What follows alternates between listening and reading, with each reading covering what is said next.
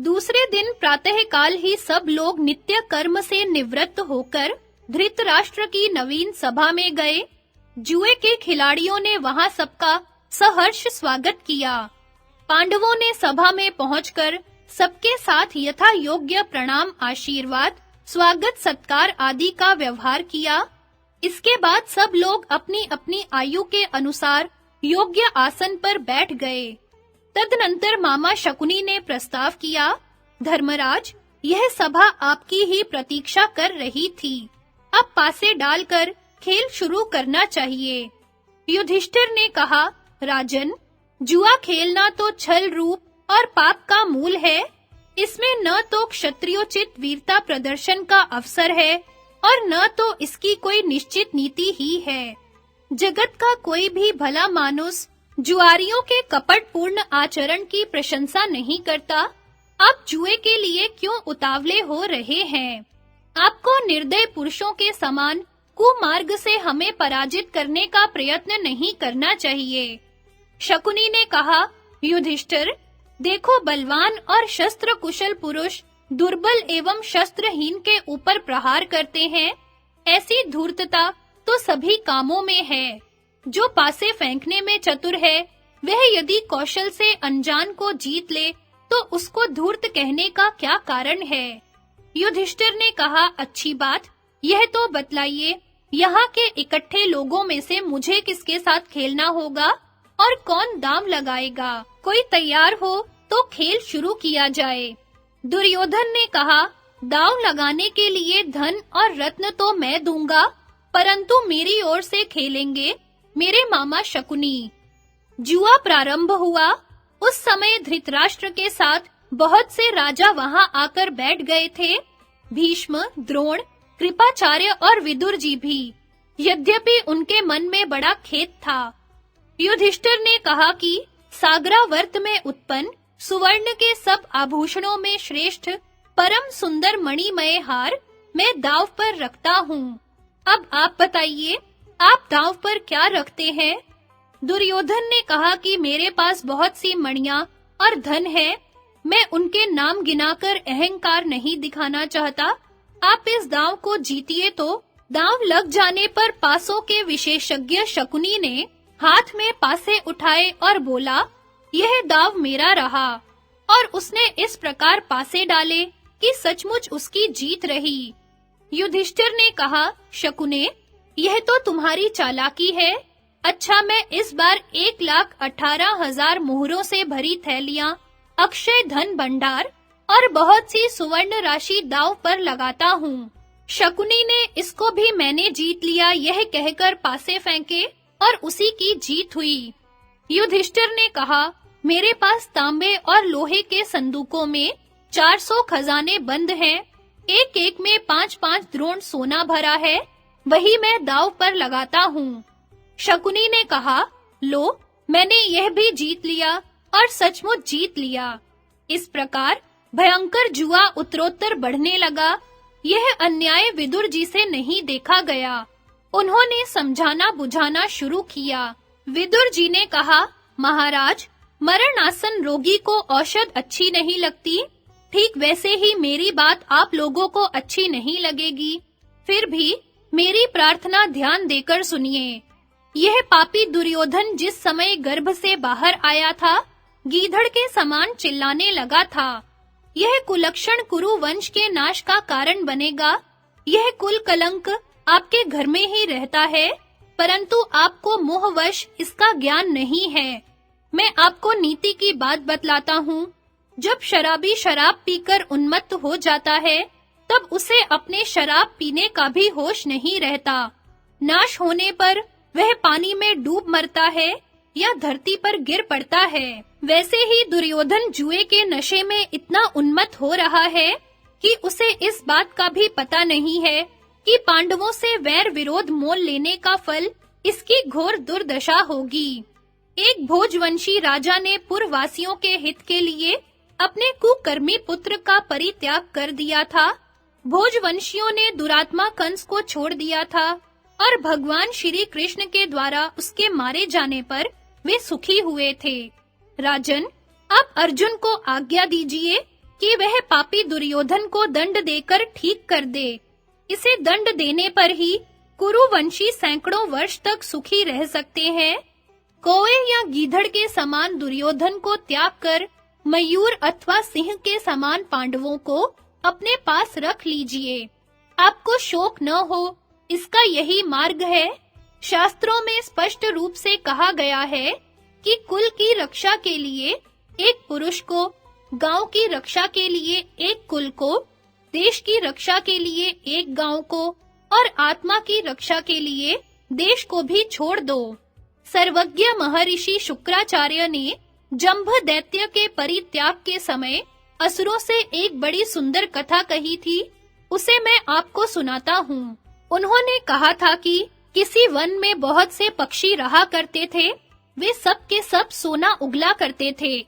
उस देश का राजा बड़ा ही लोभी और मूर्ख था। उसने लोभवश अंधे होकर एक साथ ही बहुत सा सोना पाने के लिए उन पक्षियों को मरवा डाला, जबकि वे अपने-अपने घोंसलों में निरीह भाव से बैठे हुए थे। इस पाप का फल क्या हुआ? यही कि उसे उस समय तो सोना नहीं ही मिला, आगे का मार्ग भी बंद हो गया। मैं स्पष्ट कहे देता हूँ कि पांडवों की महान धन राशि पाने के लालच से आप लोग उनके साथ द्रोह न करें, नहीं तो उसी लोभांध राजा के समान आप लोगों को भी पीछे पछताना पड़ेगा। राजऋषि भरत की पवित्र संतानों, जैसे माली उद्यान के वृक्षों को सींचता है और समय-समय पर खिले पुष्पों को चुनता भी रहता है, वैसे ही आप पांडवों को स्नेह जल से सींचते रहिए और उपहार रूप में उनसे बार-बार थोड़ा-थोड़ा धन लेते रहिए। वृक्षों की जड़ में आग लगाकर उन्हें भस्म करने के समान पांडवों का सर्वनाश करने की चेष्टा मत कीजिए। आप निश्चय समझिए, पांडवों के साथ विरोध करने का फल यह होगा कि आपके सेवक, मंत्री और पुत्रों को यमराज का अतिथि बनना पड़ेगा। ये जब इकट्ठे होकर रणभूमि में आएंगे, तब देवताओं के साथ स्वयं इंद्र भी इनका मुकाबला नहीं कर सकेंगे। सभ्यों, जुआ खेलना कलह का मूल है। जुए से आपस का प्रेम भाव नष्ट हो जाता है, बड़े भय के बनाव बन जाते हैं। दुर्योधन इस समय उसी विपत्ति की सृष्टि में संलग्न है। इसके अपराध से प्रतीप, शांतनु और बाहलीक के वंशज घोर संकट में पड़ जाएंगे। जैसे उन्मत्त बैल अपने सींगों से अपने आप को ही घायल कर देता है, वैसे ही दुर्योधन उन्मादवश अपने राज्य से मंगल का बहिष्कार कर रहा है। आप लोग स्वयं विचार कीजिए, मोहवश अपने विचार का तिरस्कार मत कीजिए। महाराज, अभी आप दुर्योधन की जीत देखकर प्रसन्न हो रहे हैं, परंतु इसी के कारण शीघ्र ही युद्ध का आरंभ होगा, जिसमें बहुत से वीर मारे जाएंगे। आप बातों में तो जुए से विरोध प्रकट करते हैं, परंतु भीतर-भीतर से उसे चाहते हैं। यह विचारहीनता है। पांडवों का विरोध बड़े अनर्थ का कारण होगा। प्रतीप और शांतनु के वंशजों, आप लोग इस सभा में दुर्योधन आदि की व्यंग्योक्ति और कड़ी बातें सहन कर लें, परंतु इस अज्ञानी के अनुयायी बनकर धधकती आग में न कूदें। ये जुए के पागल जब पांडवों का भरपेट तिरस्कार कर लेंगे और वे अपना क्रोध न रोक सकेंगे, तब घोर उपद्रव के समय आप लोगों में से कौन मध्यस्थ बनेगा? महाराज, आप तो जुए के पहले भी कोई दरिद्र नहीं थे, धनी थे, फिर आपने जुए से धन बटोरने का उपाय क्यों सोचा? यदि आप पांडवों का धन जीत भी ले, तो इससे आपका क्या भला हो जाएगा? आप पांडवों का धन नहीं, पांडवों को ही अपनाइए, फिर तो उनकी सारी संपत्ति अपने आप आपकी हो जाएगी। इस पहाड़ी शकुनी के द्यूत कौशल से मैं अपरिचित नहीं हूँ। यह छल करना खूब जानता है। बस अब बहुत हो चुका। यह जिस राह आया है, उसी राह शीघ्र इसे भेज दीजिए। पांडवों के साथ लड़ाई मत ठानिए। दुर्योधन ने कहा, विदुर, यह कौन सी बात है कि तुम सदा शत्रुओं की प्रशंसा और हम लोगों की निंदा करते हो? अपने स्वामी की निंदा करना तो कृतघ्नता है। तुम्हारी जीभ तुम्हारे मन की बात बतला रही है। तुम भीतर ही भीतर हमारे विरोधी हो। तुम हमारे लिए गोद में बैठे सांप के समान हो और पालने वाले का गला घूंटने पर उतारू हो। इससे बढ़कर पाप और क्या होगा? क्या तुम्हें इसका भय नहीं है? तुम समझ लो कि मैं चाहे जो कर सकता हूँ। मेरा अपमान मत करो और कड़वी बात भी मत बोला करो। मैं तुमसे अपने हित के संबंध में कब पूछता हूँ?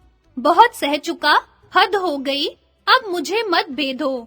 देखो, संसार का शासन करने वाला एक ही है, दो नहीं है। वही माता के गर्भ में भी शिशु पर शासन करता है। मैं भी उसी के शासन के अनुसार काम कर रहा हूँ।